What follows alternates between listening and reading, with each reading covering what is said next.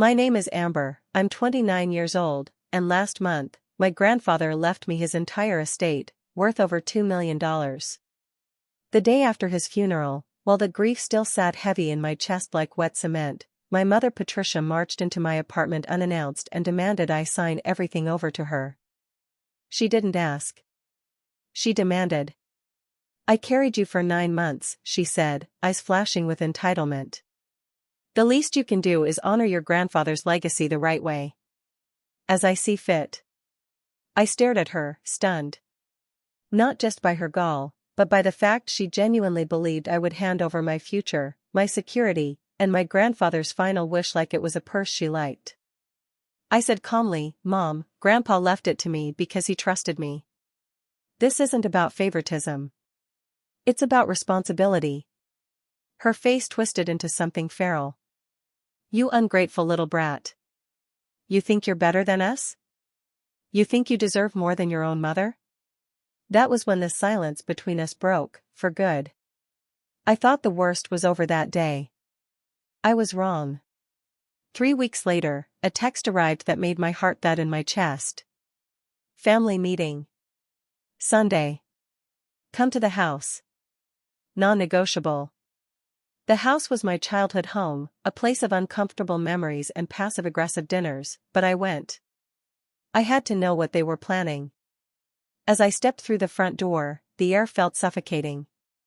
There they were, my mother Patricia, my stepfather Craig, my half-sister Rachel, my younger brother Jason, and 2 sharply dressed men I'd never seen before. My mother stood, beaming with cold pride. Amber, she said smoothly, meet our lawyers.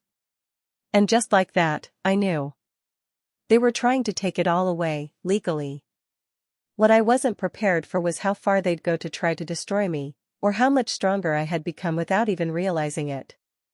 You're going to want to hear how this ambush unfolded, because when the confrontation came, I didn't just walk in with fear. I walked in with evidence. I remember the first time Grandpa Harold let me hold the keys to his store. I was 16, it was a Saturday morning in mid-October, and he'd just finished walking me through a month's worth of profit-loss reports. He handed me the store keys with a wink and said, lock up tonight, kiddo. You're ready. That small gesture, keys jingling in my palm, meant more to me than any birthday gift I ever got from my own parents. My grandfather wasn't just a man who built a chain of hardware stores across 3 states. He was a man who built me. Shaped me. And maybe that's why my family's betrayal now cut so deeply. It wasn't just about the money. It was about the years of care, the Saturdays spent stocking shelves, the values drilled into me gently and patiently. I was his legacy. I didn't grow up thinking I was special. In fact, most of the time, I felt invisible. Mom, Patricia, was what some people would call formidable. I just called her exhausting. She was the type of woman who could spend 4 hours in a mall and still complain she had nothing to wear.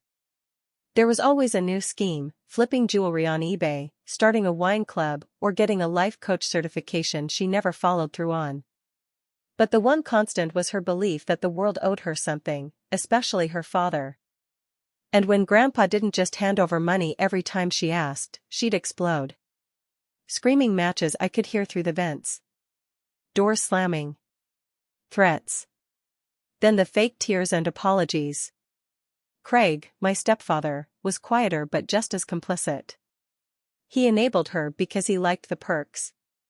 He never said much, but his silence was always on Patricia's side. I grew up watching them dig deeper into debt, refinance the house twice, and still complain that life was unfair. Meanwhile, I was budgeting my school lunch money to make it stretch the week. When I turned 13, Grandpa started taking me with him to his flagship store in Reno every Saturday. I'd sit on a stool behind the front counter, pretending to read while really absorbing everything. One time, I spotted a mistake in the restocking order, a duplicated line item that would have cost the store $12,000 in unnecessary inventory. He looked at me and said, "You've got the eyes, Amber. Most people skim. You read." Those moments, those quiet little acknowledgments, were rare oxygen. At 16, I shadowed his regional manager for 2 weeks. At 18, he brought me into his accountant's office and had me sit through quarterly tax planning meetings. At 20, he trusted me to negotiate supplier contracts on my own. Meanwhile, back at home, things got harder. Patricia and Craig had blown through another credit card limit, and tensions exploded when Grandpa refused to cover the payments. "I don't know why you coddle her," I overheard Patricia once say about me. "She's no smarter than the rest of us. She just knows how to smile and pretend." But Grandpa never wavered. He kept showing up at my apartment with homemade soup when I had exams. He'd leave $200 grocery gift cards in my coat pockets when he visited. "Don't tell your mother," he'd whisper, smiling like a mischievous teenager. I always told him I didn't need help.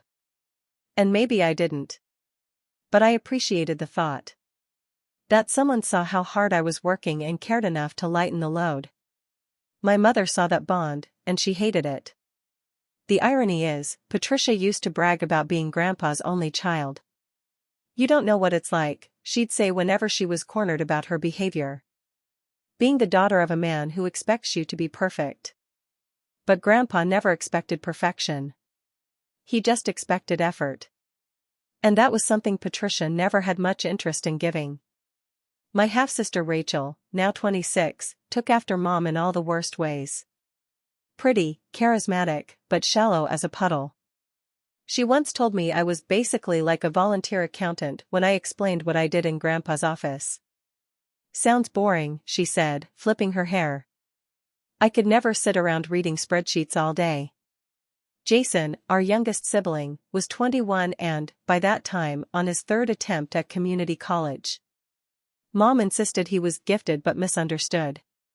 He mostly played video games and requested expensive electronics for every birthday. I was never bitter about their choices. I just stayed in my lane. I graduated college with honors in business administration. The whole family missed my graduation. Rachel had a weekend retreat with her yoga group, and Jason wasn't feeling well. Craig texted me a thumbs-up emoji. Grandpa, though? He was there. Front row. Wearing his best navy blazer and holding a bouquet of sunflowers because I once told him I liked them more than roses. When I got my first real job, an operations analyst at a logistics firm, he came by my tiny apartment with dinner and a single bottle of celebratory champagne. "This is just the start, kiddo," he said, his eyes gleaming. And when his health started failing, when congestive heart failure began dimming his world, it was me who sat by his side at the hospital.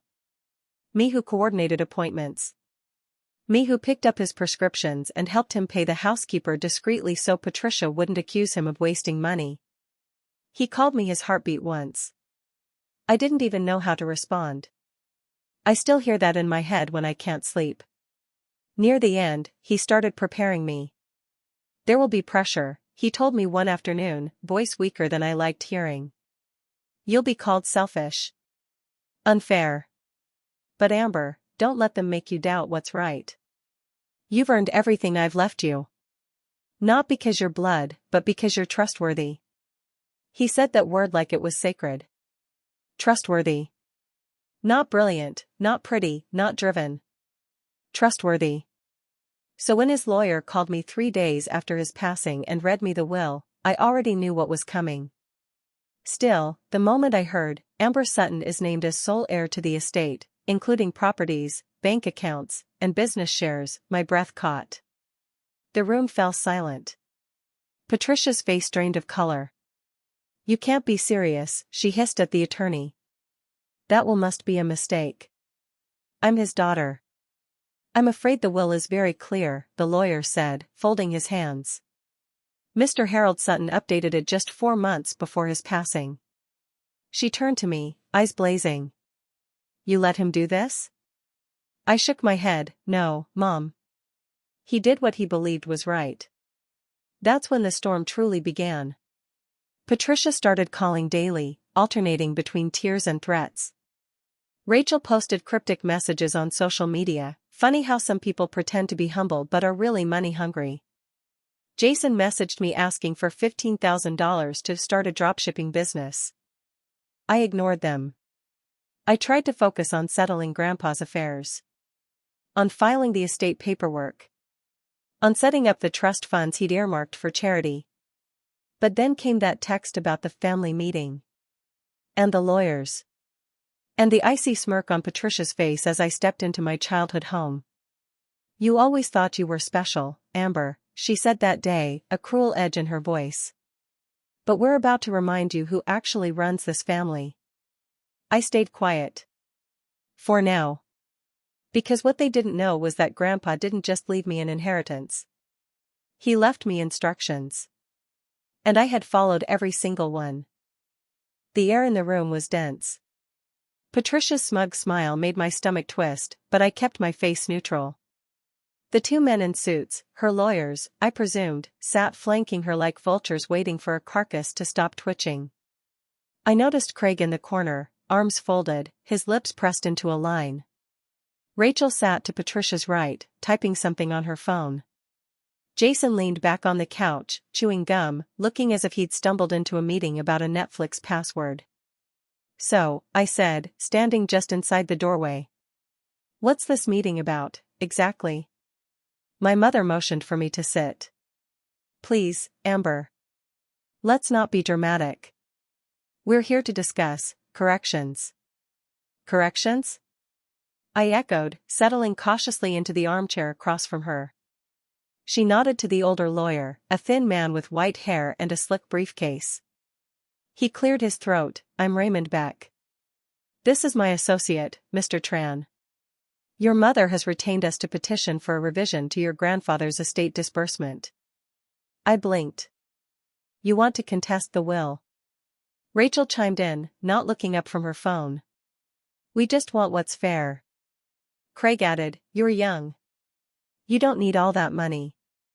A reasonable redistribution would benefit everyone." I looked directly at Patricia. "You had nearly 50 years to earn his trust. You squandered it." Her eyes narrowed. "And you think playing secretary in his office made you superior?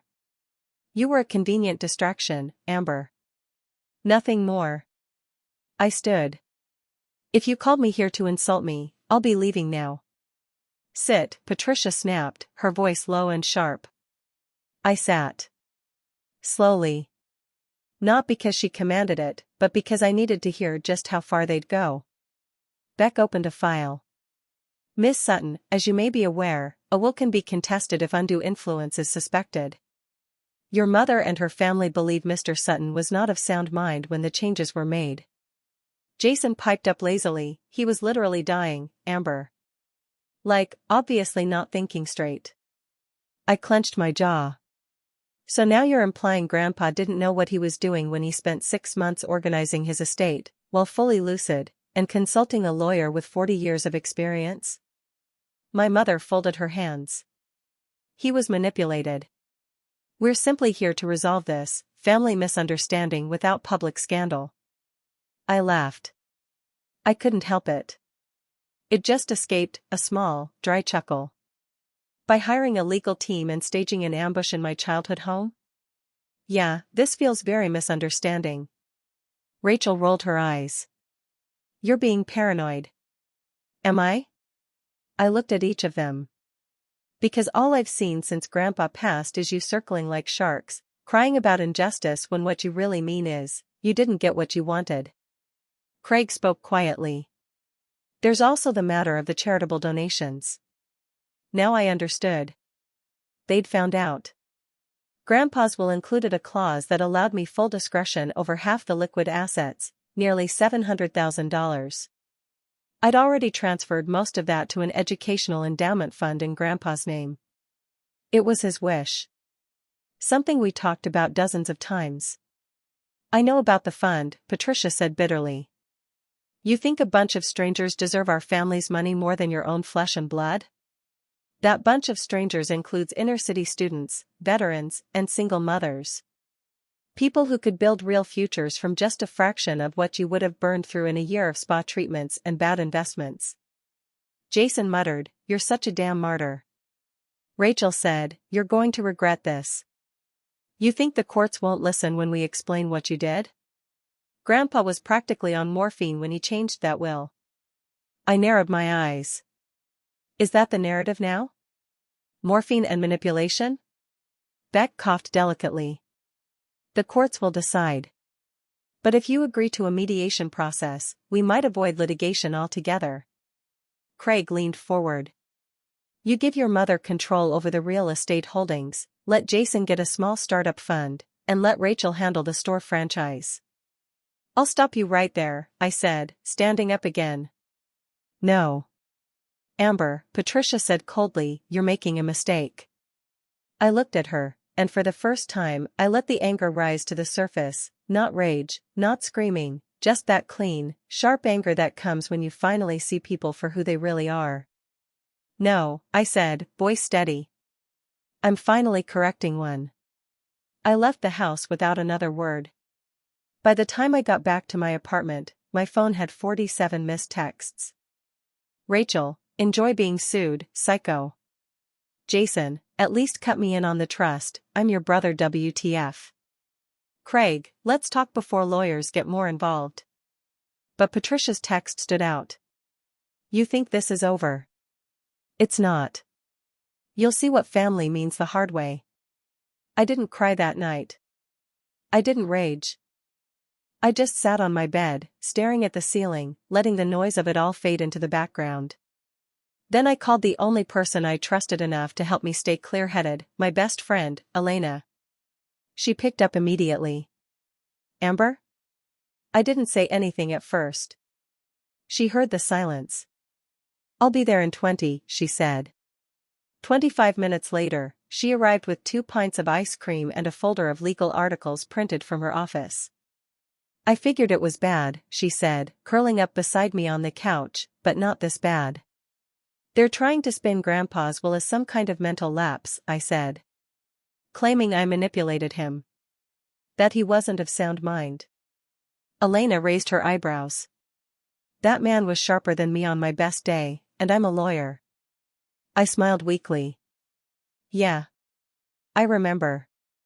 She pulled a laptop from her bag. You need to start building a wall. Not emotionally, legally. Documents. Letters. Emails. Anything that proves Harold was making those decisions with full capacity and clarity. I nodded slowly. I've already got some of that, I said. He kept a journal. I have recordings of our conversations in the store. Video, too. And I have copies of the final estate planning documents, signed, witnessed, notarized. Elena looked impressed. You've got a case. They think I'm going to fold. They want you to fold, she corrected. Because they know they're not entitled to any of it.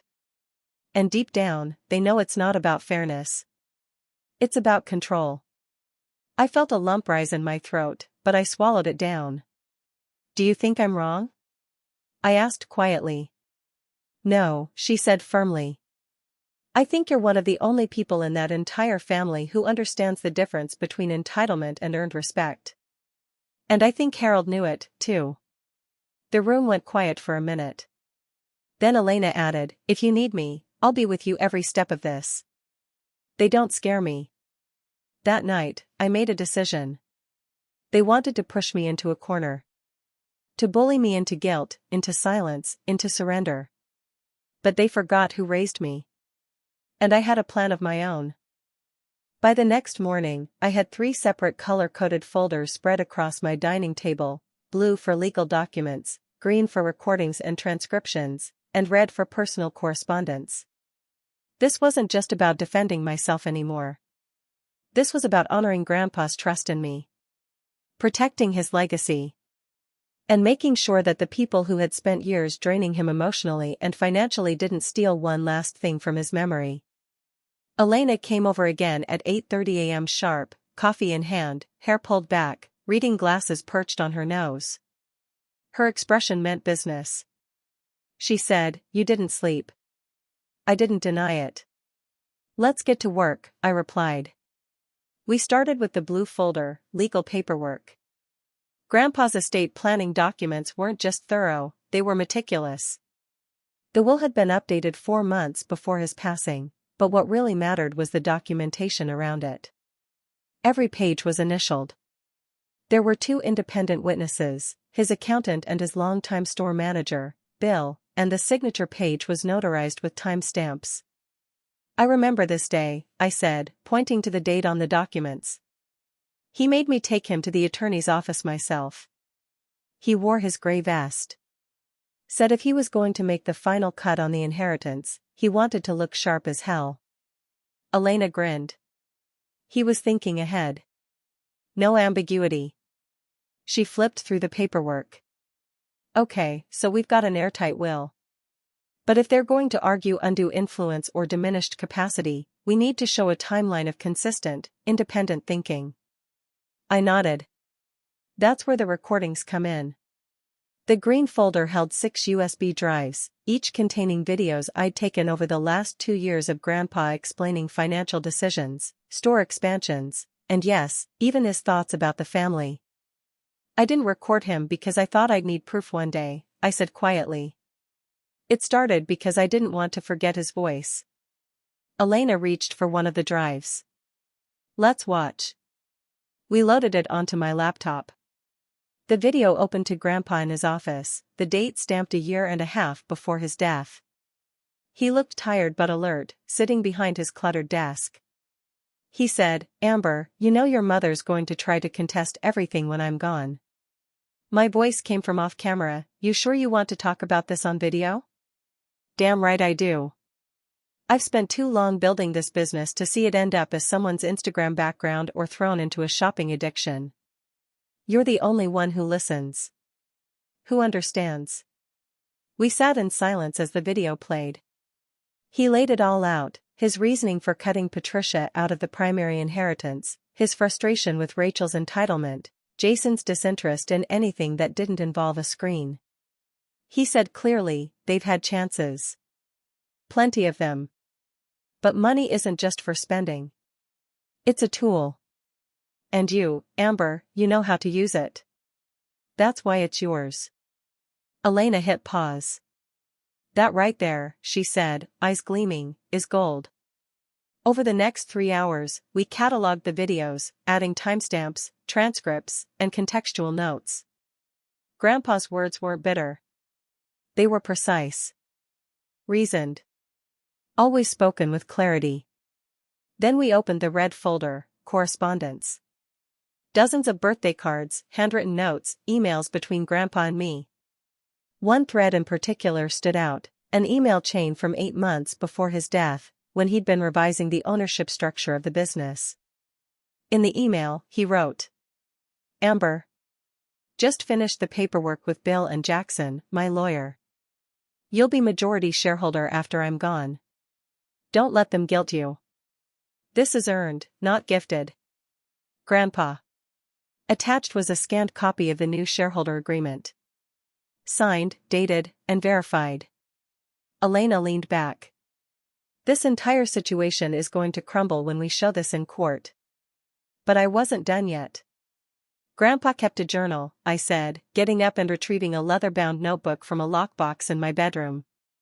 "He wrote every night before bed. I didn't think it would matter, but..." I opened to a page marked with a ribbon. April 2nd. "Jason came by today asking for another loan. I asked him what happened to the last one. He said, 'Don't worry about it, old man.' I told him no. His expression reminded me too much of Patricia's when she doesn't get her way. Entitlement runs deep in this family. But Amber. She brought over dinner and sat with me for 2 hours. We talked about the future. I told her she has my full blessing to do what needs doing when I'm gone. She didn't cry. She just listened. God, I'm proud of her." My throat tightened. Elena was silent.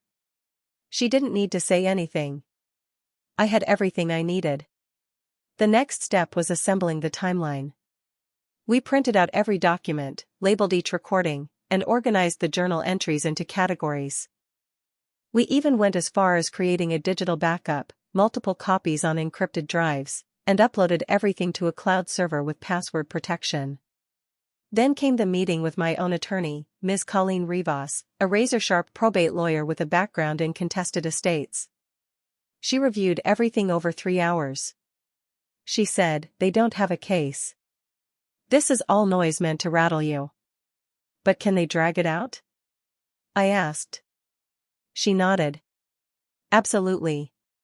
Patricia's not the type to accept a loss quietly. They'll try to wear you down emotionally. Smear your name publicly. Maybe even launch a social campaign to stir sympathy." I sighed. "That sounds exactly like them." "Then we beat them with facts," she said firmly. "You stay calm. I'll handle the rest." Before I left her office, she handed me a printout of a cease and desist draft, ready to be served the moment their legal team crossed a line. Back home, I made one more call. I dialed Bill, the longtime store manager Grandpa had trusted for over 20 years. He answered, "Amber. How you holding up, kiddo?" "I need your help," I said. He came by that evening. We sat down, and I asked if he'd be willing to testify if it came to court. Without hesitation, he said, "Harold told me this would happen. I already have a notarized affidavit. It's yours." He pulled a sealed envelope from his coat pocket. I blinked. He really thought through everything, didn't he? Bill smiled sadly. He did. He just didn't know how ugly it might get. That night, I finally let myself exhale. I wasn't fighting alone. I had Elena. I had Bill. I had Grandpa's words, his foresight, his trust. And I had truth. They wanted to make me feel like I didn't deserve what he left me. But what I had wasn't just an inheritance. It was evidence. And when the next confrontation came, when the entire family gathered again for their so-called second mediation meeting, I'd be ready. This time I wasn't walking into a trap. I was walking into my proof. They scheduled the second mediation meeting for Sunday afternoon, exactly 2 weeks after the ambush at my childhood home. The location? A rented conference room in a suburban business park, neutral ground, they said. I wore Grandpa's old silver watch on my wrist that day. Not for show. For strength. As I pulled into the lot, I saw Rachel's Lexus parked diagonally across 2 spaces, Jason's clunky black SUV with a missing bumper sticker, and a shiny rental with tinted windows that probably belonged to Patricia and Craig. I sat in my car for a full minute before stepping out. Elena met me at the entrance. She wore all black, her expression cool, clipboard in hand. "You ready?" she asked. I nodded. "Let's end this." Inside, the room was all sterile beige walls and humming fluorescent lights. A rectangular table dominated the space. At one end sat Patricia, arms crossed tightly, flanked by her 2 attorneys. Craig stood off to the side sipping coffee like he'd stumbled into a PTA meeting. Rachel was tapping away on her phone again, this time dressed in a blazer that still had the tag dangling from one sleeve. Jason looked half asleep. The tension crackled as I entered. Patricia said, "You kept us waiting." I replied evenly, "You've waited your whole life to take something that wasn't yours. 15 minutes won't kill you." Elena took her seat beside me, placed the blue folder at the center of the table, and said calmly, "We'll keep this simple. You've all alleged undue influence. You've claimed our client manipulated Harold Sutton in the final months of his life. We are here to dismantle that argument completely. So let's begin." Beck, Patricia's lead attorney, raised his hand. "Let the record show this is a non-binding mediation, and all statements are admissible in character testimony if you force litigation," Elena cut in. "Yes, we're aware." Beck cleared his throat. "Very well." I opened the green folder. I didn't speak. I simply turned my laptop to face the room and hit play. Grandpa's voice filled the space. "I've made my decision. Patricia's had her chances. Rachel? She sees money as a performance tool. Jason? He's never held a job longer than 6 months. Amber's different. She listens. She learns. She cares. That's why she's getting everything. The room went still. Rachel looked up from her phone. Jason sat forward. Patricia's jaw clenched, her skin turning a shade lighter.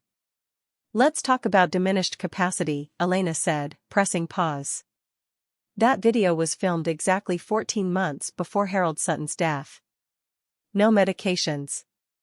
No mental confusion. His own words, clear as day. We have more, if you'd like.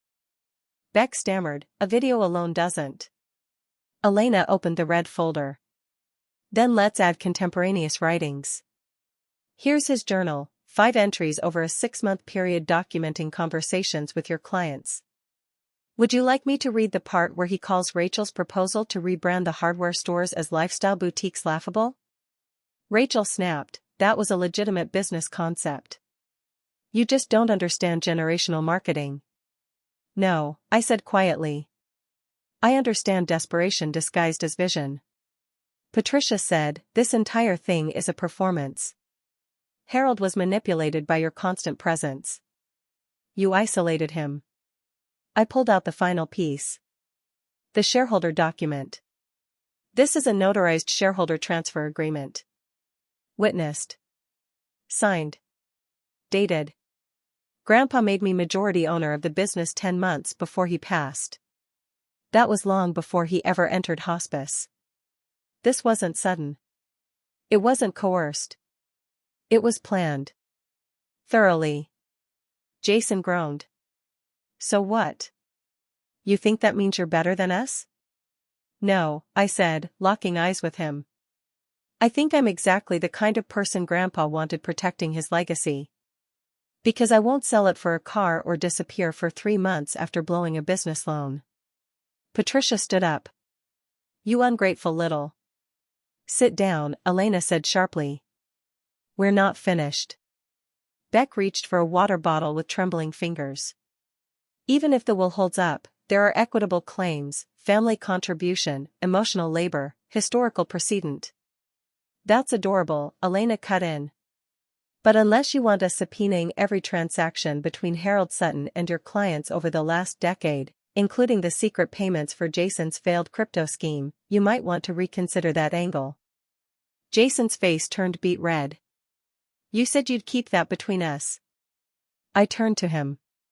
So it did happen. Good to have that on the record.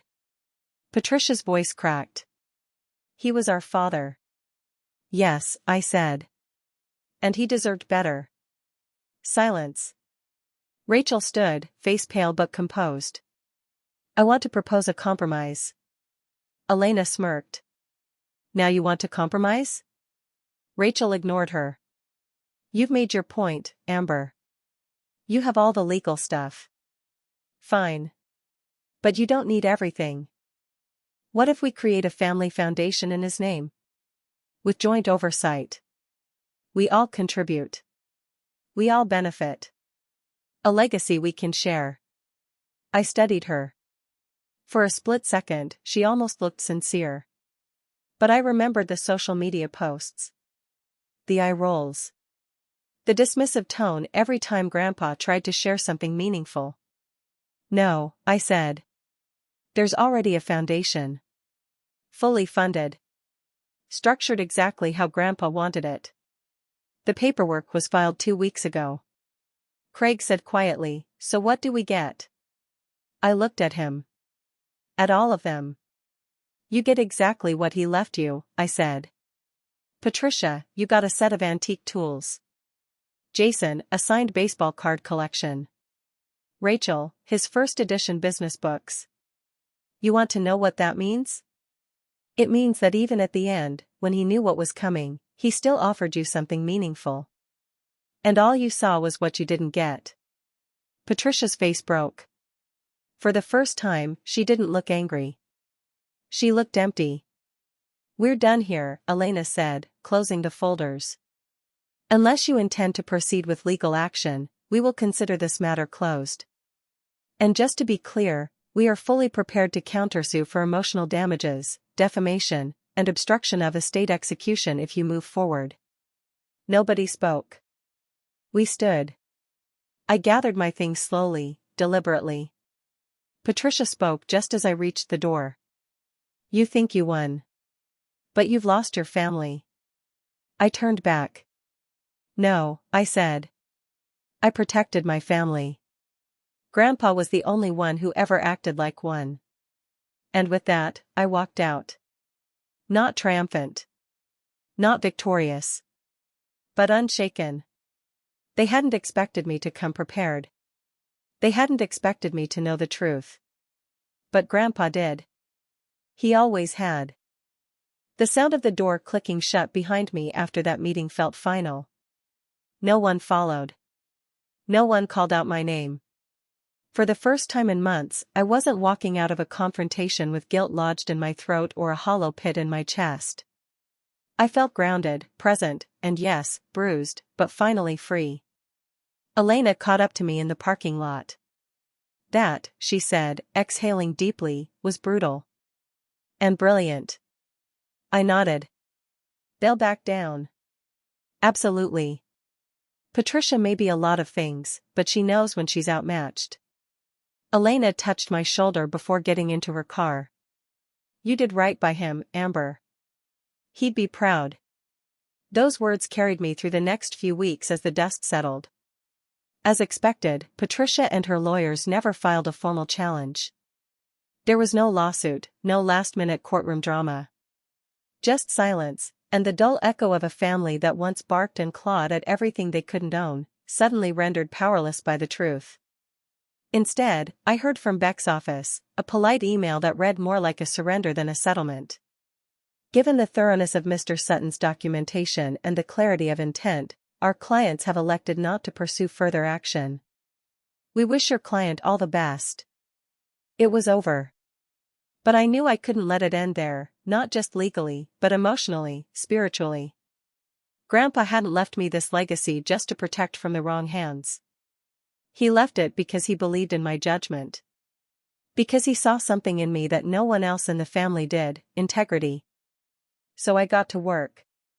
The first thing I did was officially incorporate the Harold Sutton Opportunity Fund, the education and business seed grant program I'd promised him I would build.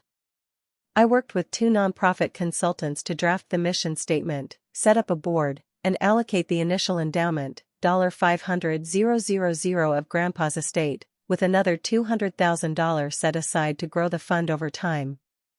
Our focus would be on first-generation college students, veterans returning to civilian life, and small-town entrepreneurs who just needed a leg up, people like Grandpa had been once. People like I might have been without him. Every decision I made was through his lens. Would this give someone dignity? Would this make him proud? At the same time, I began restructuring the chain of stores. I didn't sell them off like Rachel predicted. I didn't rebrand them into something trendy and soulless.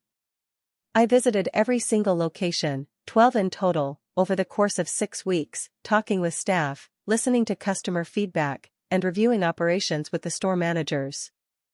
I made quiet changes. Updated wages. Improved health benefits. Modernized some of the outdated systems Grandpa had resisted, but kept the heart of it all, the honesty, the handshake-level trust, the family feel. I brought back Saturdays with Sutton, a tradition he used to run where customers got free coffee and tools demos from local contractors.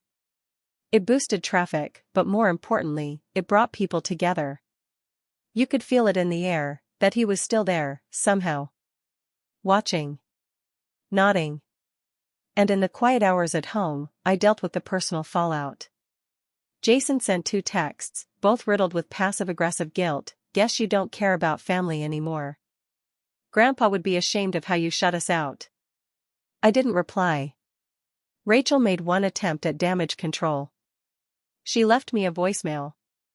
Look, maybe things got out of hand. I was just mad, okay? We all were. But maybe we can talk sometime. Maybe you'd consider letting me help with the business stuff? I know I said some things, but I was just trying to defend Mom. I didn't delete the message. But I didn't return the call either. It wasn't about holding a grudge. It was about boundaries. The only person I did reach out to, hesitantly, cautiously, was Craig. He'd remained mostly silent during all of it, and though I resented him for enabling Patricia all those years, there was something in his eyes during that final meeting. Regret, maybe. Or something close to it. I sent him an email. Craig. I don't know what your role was in all of this. Maybe you were just trying to keep the peace. Maybe not. But if you ever want to talk, you can. Just not about money. Amber. To my surprise, he replied 2 days later. Amber. I was wrong. About a lot of things. I let things slide I shouldn't have. I'm sorry. I hope someday you'll believe I mean that. Craig. That was it. No excuses. No asks. Just words. I didn't respond right away. But it was a start.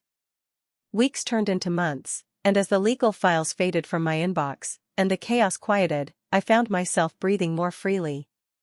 I moved Grandpa's old armchair into my reading nook and placed a framed photo of him above it, him in front of his first store, sleeves rolled up, beaming. I sat there sometimes at night with a cup of tea, notebook in hand, just thinking. Dreaming. I didn't feel rich. I felt entrusted. And with that trust came clarity. I hired a forensic accountant to comb through all family-related expenses from the past 5 years, cross-referencing financial records with Grandpa's journals and the estate files. I wanted to understand how much he'd really been supporting everyone. The total? Just under $430,000. Loaned, gifted, covered, forgiven. And yet, they claimed they were owed more. I considered pursuing recovery. Legally, I probably could have clawed some of it back. But instead, I chose a different route. I made an anonymous donation in Grandpa's name to a local adult literacy program in our hometown, $43,000. 10% of what had been taken from him. The rest? I left in the past. Because as much as justice mattered, healing mattered more. One chilly April morning, I walked into the Reno flagship store and found Bill organizing inventory with 2 new hires. He smiled when he saw me, like always. Guess what we just sold, he said, holding up a receipt. One of the original toolboxes from the 90s. Lady said her dad bought one back in the day and still uses it. I laughed. That's Grandpa for you. Build it once, build it to last. Bill looked at me for a moment, then said, he picked the right one, you know. I wasn't sure, at first. Thought maybe he'd underestimated the rest of them. But now I see it. You didn't just carry his values, you grew them. I swallowed hard, blinking fast. Thanks, Bill. Anytime, boss. That night, back in my apartment, I opened one of Grandpa's last letters. It was written in shaky handwriting, the envelope addressed just to me. Amber. If you're reading this, it means I'm gone. And you've already dealt with the storm I warned you about. I hope you remember what I always told you, money's a mirror. It shows people who they really are. Don't let it change you. You were enough before the money. And you'll be more than enough after it. Love you, kiddo. Grandpa. I folded the letter back into the envelope, placed it beside the photo above the chair, and whispered. I didn't let you down. It's strange how grief and growth can happen at the same time. I learned that in the quiet months after my family finally backed off and the legal storm had passed. I didn't expect to miss them, not after everything. Not after Patricia tried to erase my role in Grandpa's life. Not after Jason accused me of betrayal, and Rachel twisted my actions to look like greed. And yet, sometimes, I'd hear a song Patricia used to hum while cleaning or catch a whiff of Craig's cheap cologne in an elevator, and something in my chest would ache. Not for what was, but for what could have been, if they had been different. If we had been different. But you don't heal by pretending the past didn't happen. You heal by learning from it. Choosing differently. And that's exactly what I did. 6 months after the final mediation meeting, I stood in front of a crowded auditorium inside the Harold Sutton Learning Center, ribbon-cutting scissors in hand, a plaque with Grandpa's name etched into bronze beside me. We had just awarded our first round of scholarships, 15 students from underserved communities, each now enrolled in their first semester of college. Among them, a single mom studying civil engineering, a former mechanic pursuing environmental science, and a young man who had aged out of foster care with no support, now working toward his business degree. That day, I gave a speech. I said, "My grandfather taught me that legacy isn't about what you leave behind, it's about what you build in others." These students aren't recipients of his wealth. They're evidence of his faith in hard work, kindness, and second chances. The crowd stood. Some clapped. Others cried. But it was one girl in the front row, maybe 18, with nervous eyes and shaky hands, who said it best. As I walked off stage, she stopped me and whispered, "I'm going to make him proud. Even if I never met him." That was the moment I knew, I hadn't just honored his legacy. I had expanded it. Back at the flagship store, things continued to thrive. Bill stepped back into partial retirement. He still came in on weekends, mostly to chat and sneak jelly donuts into the break room. We hired a young manager named Maribel, who started as a cashier 3 years ago and now ran day-to-day operations with quiet brilliance. I created a bonus-sharing program for long-time staff. Grandpa had always wanted to, but never got around to the paperwork. When I announced it at the annual meeting, the room went silent. Then Bill stood up and said, "She's doing it, folks. She's doing what Harold dreamed of." That night, I stayed late. Alone, walking the aisles with the overhead lights dimmed. I passed the electrical aisle where Grandpa once taught me to wire a ceiling fan. The lumber section where he'd shake hands with contractors like they were old poker buddies.